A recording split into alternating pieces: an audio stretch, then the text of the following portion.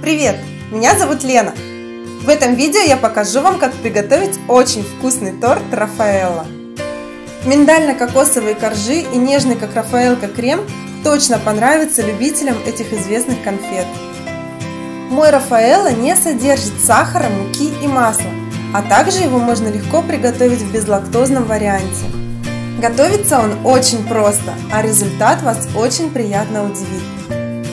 Друзья, мне будет очень приятно, если вы поставите лайк и сохраните себе этот простой рецепт. И, конечно, подписывайтесь на мой канал и ставьте колокольчик. У меня будет еще много вкусного и полезного. Вот какие ингредиенты нам понадобятся. Яйца, миндаль, кокосовая мука, эритрит, соль, молоко, подсластитель, крахмал, сухое молоко, кокосовый урбич, натуральный экстракт ванили, вода, желатин и рикотта, ПП-конфетки, ПП-печенье, ПП-шоколад и орешки для украшения.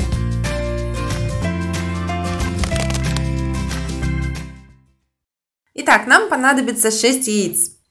2 из них мы разделяем на белки и желтки. Белки пойдут в коржи, а желтки в крем. Их я сразу кладу в блендер, они нам понадобятся чуть позже. К 2 белкам разбиваем еще 4 яйца. Сюда же добавляем 30 грамм эритрита или сиропа топинамбура и пол чайной ложки соли. Размешиваем венчиком. А теперь самое интересное. Отправляем яйца на водяную баню и доводим примерно до 60 градусов Цельсия, продолжая помешивать венчиком. Я это делаю в мультиварке, наполненной водой, просто выставив температуру 65 градусов. После того, как яичная смесь стала горячей, взбиваем ее на большой скорости до полного остывания. В это время подготовим сухие ингредиенты. Это 30 грамм кокосовой стружки, 40 грамм измельченного миндаля и 30 грамм кокосовой муки. Перемешиваем. Здесь может быть и миндальная мука. Пропорции муки и стружки можно смело менять. Также по желанию в эту смесь можно добавить ванилин. Я рукой трогаю чашу с яйцами, чтобы понять, что они уже остыли до комнатной температуры. Теперь можно остановить взбивание. По 1-2 ложки всыпаем сухие ингредиенты и аккуратно перемешиваем лопаткой сверху вниз. Распределяем по одному противню большую часть теста. На второй противень выкладываем оставшуюся часть и распределяем так, чтобы хватило на 2 коржа диаметром 16 см. Отправляем в заранее разогретую до 180 градусов Цельсия духовку на 15 минут. Чтобы коржи остались белыми, я в духовке меняю противни местами через 10 минут выпекания. Пока коржи выпекаются, можно приготовить крем. В блендере у меня 2 желтка, которые остались от коржей. К ним нужно добавить 10 грамм крахмала и 30 грамм сухого молока. Также нам понадобится 350 грамм молока. Немного молока переливаем в блендер и взбиваем до однородности. Оставшееся молоко доводим до кипения. Здесь в горячее молоко вливаем желтковую смесь и тщательно помешиваем. Отправляем эту смесь на плиту и на среднем огне увариваем до загустения. Основа для крема готова.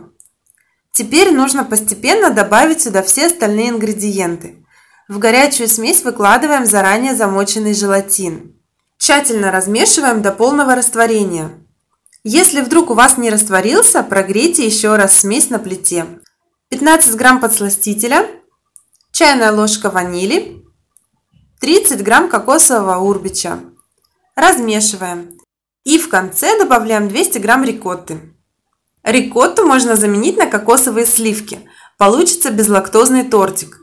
Или на мягкий творог, более диетический вариант. Рикотта тоже бывает разной жирности и калорийности, но все варианты получаются вкусными. Тщательно размешиваем венчиком до исчезновения комочков. Тем временем коржи уже готовы. Мне нравится, чтобы в этом тортике коржи оставались белыми, поэтому я достаю их, не дожидаясь потемнения. Для сборки торта я буду использовать форму диаметром 16 см. Нужно вырезать 3 коржа. Нижний корж вырезаю ровно по размеру формы. Для двух верхних коржей я использую блюдце диаметром на сантиметр меньше торта. Все, наши коржи готовы. Теперь вырезаем бортик торта. В этом торте довольно нежный и мягкий крем. Он очень вкусный и отлично пропитывает довольно сухие изначально коржи, но этому крему нужна поддержка. И чтобы торт был идеально ровный сбоку, по бортику у него тоже будет корж. Высота бортика на этот небольшой торт примерно 6 см. Излишки потом срежем. Внутри форму прокладываем ацетатной лентой.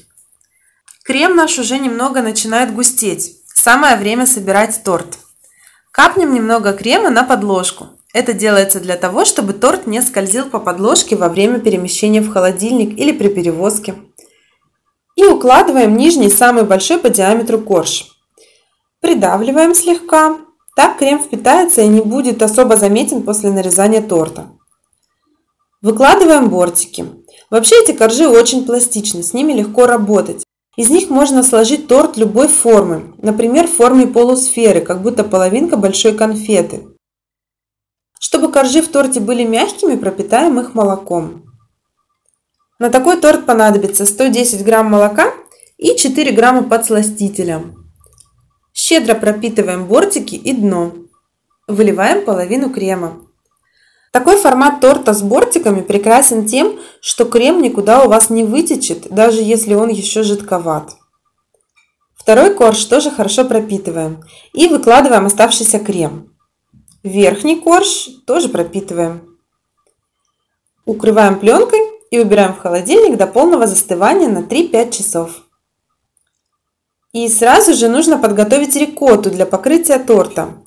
Нам понадобится любая емкость и сито. Кладем в него одноразовое полотенце или марлю, сложенную в несколько раз. И сверху выкладываем 200 грамм рикотты. Это делается для того, чтобы лишняя жидкость стекла сквозь сито. Тогда крем для покрытия получится достаточно плотным, чтобы держать форму на торте. Рикотта как раз постоит в холодильнике, пока торт застывает. По истечении 5 часов достаем рикотту для крема. Лишняя жидкость стекла через сито. Чтобы получить самый простой и очень, кстати, вкусный крем на покрытие, просто добавим к рикотте 5 грамм подсластителя. Тщательно размешиваем и вуаля, наш крем готов. Пора доставать торт. Лишнюю высоту бортиков очень легко срезать ножом. Вынимаем их и освобождаем торт от формы.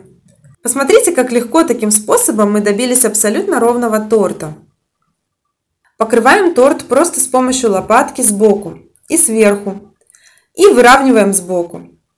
Здесь нет смысла добиваться идеальной формы. Все равно торт будет покрыт еще кокосовой стружкой.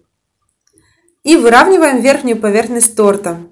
Тоже здесь не стоит тратить время на идеальную гладкость. Покрывать торт кокосовой стружкой очень удобно над большим противнем.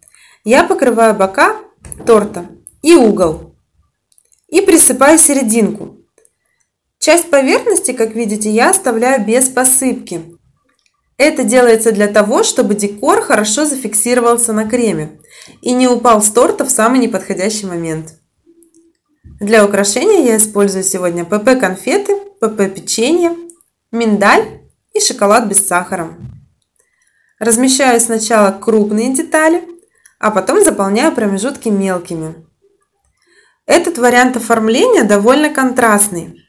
Покажу вам другие варианты, более нежные и более яркие.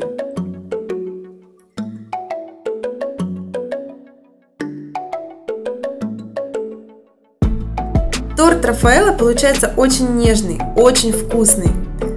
Про этот торт чаще всего спрашивают: а это точно ПП? Ставьте лайк и подписывайтесь на мой канал, чтобы не пропустить следующие видео. Пока!